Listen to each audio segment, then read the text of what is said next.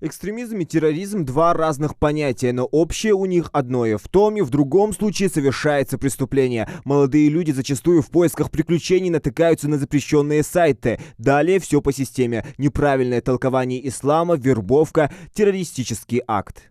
В век господства интернета, глобальной сети находится огромное количество информации, которая пагубно влияет на подрастающее поколение. Молодежь должна быть более избирательна в выборе сайтов и внимательно относиться к их направлениям.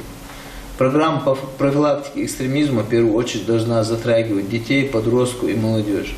Именно этот слой общества наиболее подвержен влиянию подобных радикальных идей, что связано с неокрепшей психикой и отсутствием твердой жизненной позиции.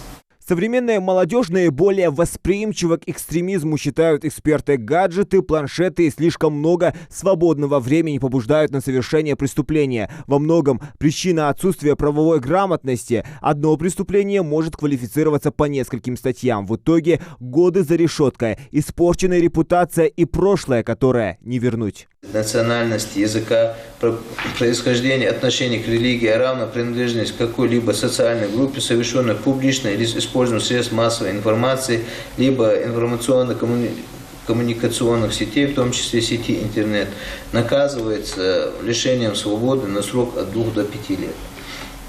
То же деяние, совершенное уже группой с применением насилия или с угрозой его применения, лицом использованием своего служебного положения, либо организованной группой, в соответствии с частью 2 указанной статьи, наказывается лишением свободы на срок от 3 до 6 лет. Всех этих проблем можно избежать, если вовремя одуматься и выбрать правильный путь. Безусловно, начать нужно с детей, ведь на неокрепший ум намного легче воздействовать. Поэтому начинать работу по противодействию нужно еще со школьной скамьи. Во всех общеобразовательных учреждениях должны быть приняты профилактические программы. Мы всегда, как при организации проверок, мы и настаиваем на такие программы.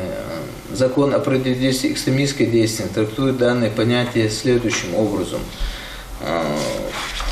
Это насильственная смена положения конституционного, а также попытка нарушения целостности государства, публичное оправдание террористических актов, пропаганда социальной, расовой и религиозной нетерпимости, распространение идей превосходства человека по расовому, религиозному и какому-либо другому признаку. Есть раны, которые время не лечит. Итог от экстремизма и терроризма всегда один – смерть и покалеченные судьбы людей. Зелимхан Калоев, Новости 24.